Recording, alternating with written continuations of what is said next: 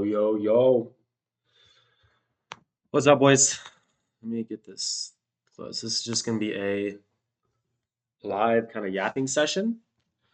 Talk about trading currently, what I am trying to do, what I've been realizing, kind of the whole thing. This is public, obviously, on my documentation channel.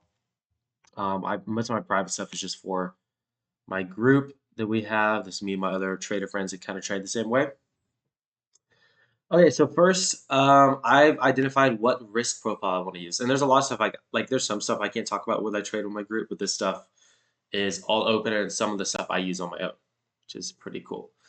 So, talking about trading risk management systems, like example of this soup trade here. Okay, so what I've been analyzing and what I want to do from now on is lock in 1R. So this will help with my win rate. Obviously, I do trade continuations, and I don't trade reversals as much, or I usually only stick continuations. But in any sense scenario where I'm trading reversals, continuations, any of those, I do want to have some sort of lock in where I lock in 1R before I proceed. So it's pretty much as the P&L goes up. Obviously, I'm always 1R.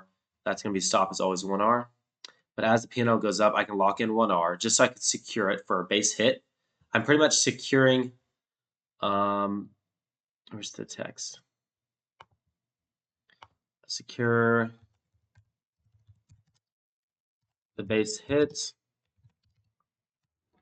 And then after I secure the base hits, then I'll look to trail. So once we get to our 1-to-1 RR area, which would be like right in here somewhere, I'm looking to trail my stop loss up as price displaces. So as we displace, obviously I'm gonna stop here. I'll trail price. And so this will allow me, and I'll show some of my statistics I'm looking at. Let's go into Notion. Let's go into, without leaking too much. I don't think I can leak too much. Let's go into, all right, so let's go here. These are some, I backtested in Python and I got some data points. So what are we looking at here? So with the system I am talking about, where we have runners and we have, so I'm targeting above 50% win rate with a 1-to-1 RR, always. That's always going to be my bread and butter. That's always going to be looking for 1 RR, 50% win rate. Sweet. So then from there, I'm leaving runners depending on how price is moving. Sometimes I get a 2R, sometimes I'll get a 3R, and then rarely I get a 4R. So as you can see, showing this adds to my RR status. So it allows me to gain more RR. This is a 500 trade simulated with a win weight. Oh my gosh, I'm dying. A win rate of 54.4%. So it's not even a high win rate. It's an extremely low win rate. It's really not, like super easy depending on your strategy. It's not a high win rate at all. So average win, we're plus 1.39R. So we average between our normal RR and then our extended runner RR. So this is just a system implements runners. You can see all the statistics. We have a positive P&L curve, and then our lowest drawdown for over 500 trades was 10R max, which depending on how you size it, this would mainly be used for live account. For my prop firms, I made a video before, but I treat prop firms a little bit differently as a ROI game, more of a business expense, and it's fine to blow them and pass them as long as I get payouts. But with my live account, this is more what I'm trying to look to do. As I'm keeping my max drawdown as 10R, you can kind of see here, we might dip that far, but we're always going to be moving up in the same direction as long as I stay above a 50 to 55% win rate with this system, and because we have a somewhat high RR with this too, which is nice. So total P&L over 500 trades is 150R. Max drawdown 10R, extended runners. So yeah, backtested this in Python, which is cool. I get a little visual of how many I have. As you can see, let's see, negative 1R, 1R. Yeah, so obviously I have a lot of base hit 1R losses, a lot of normal 1R wins, and then the little exceptions over here. Sweet. So now we look at the other statistical sheet. By the way, if you all want to do stuff like this with your strategy, go to Claude, do Claude, and then have Claude Code, and you can get Claude Code to code these in Python, so you can get visual representations of your strategy. So This is a multi-color simulation. If you don't know what a multi-color is, it's pretty much simulating results with different statistical points. So that means with a 40% win rate, I would be technically unprofitable with this strategy. With a 45% win rate, you can see the equity curve is barely profitable to not profitable, and then as it goes higher, up to 65% win rate, you can see the equity curve is more profitable. So here we have final P&L distribution over 500 trades. Cumulative RR, I think from least to greatest. So you can see we have the less amount here, and then density of higher RR trades in this area. Median final RR, so they tested over how many trades with this? Over 500 trades, 1,000 paths. So yeah, so the red is losing. Somehow the orange is also a winning strategy, even though it's 50% win rate.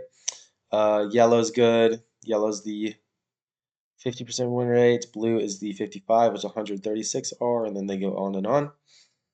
Path profitability, as you can see, up into yellow and up, those are all profitable strategies. These can get more lenient on their profitability, where you have runs where they're not. Then here's the max drawdown. We don't want to stay in the 40%, and we can't physically because my win rate is too high. And then yeah, so here's just the stats about it. So we can pretty much what I'm shooting for is the purple line. The purple line is what I want to shoot for, either the green or the purple, and then above if I can, above beyonds, because I know you can for sure get a 1RR and leave runners with a 70, 60 or 70, 80% win rate. That's totally possible. I just gotta be more lenient on what trades I take. So there's that. So yeah, there's the system. And I'll show my back tested stuff. This is mainly just for me, the journal too, later on in the day. Sweet. So trading data. Let's go to my back tested. We did March today.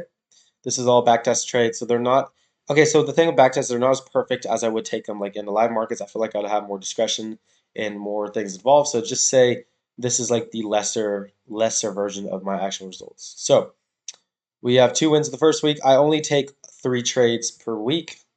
So three trades per week max is my current system. So that gives me around 12 trades per month. 12 bullets I can use per month.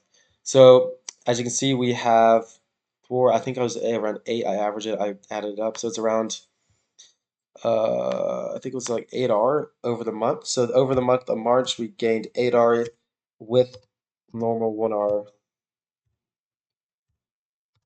So back testing March was profitable. 8R, obviously with the trailing, it would have been less trailing 1R system. It would have been less if it wasn't the trailing 1R system.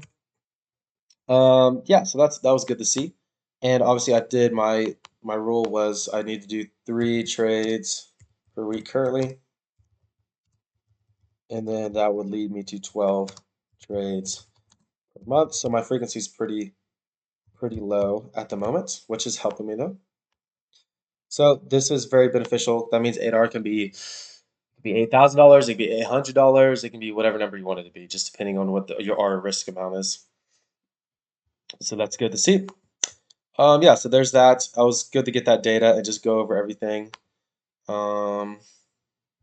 See, as you can see, they're continuation trades. So I'm not looking to catch the whole move, but there will be trades like this one right here, where occasionally I'll catch a higher RR amount. So like this is around 3R I caught here. So depending on if the system is displacing, giving us more room to create a move, then yeah, we'll be looking for trailing and getting higher R. So 8 should be the low barrier. I should get around 10 to 12 R per month, which is very profitable. I'm looking to have a positive R every month, and that if I keep my system basis off that, then I should be looking to get that every time. So we should be profitable. This is the thing. I don't want to say should, we are profitable. We are profitable. This is with this stats, with all this stuff I've gone through, with the back tested data from Python. This is it, boys. This is the final run that I have to make. I'm going to get it. So I'm really excited. Obviously, with prop firms, it's a different story. And with prop firms, I just got to have more risk involved. I'm going to have to just trade more counts in order to get up to payouts. But with my live account, I started on AMP futures. This is this. And if I stick to my plan and I do what I need to do with my live account, then I will receive a positive number at the end of the month, whether it's plus $100 or whether it's plus $10,000. Whatever my risk is, I will receive a positive number if I follow and stick to my rules and plan, which is really comforting, which is really good. So that enforces the discipline aspect of it, which I know I will stick by. So I'm trying to think of what else I need to yap about. This is just a legit yap session. Um,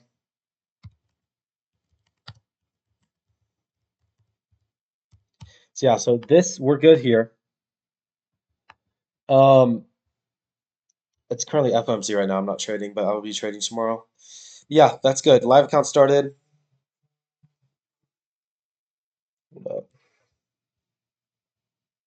Yeah, that's really it, guys.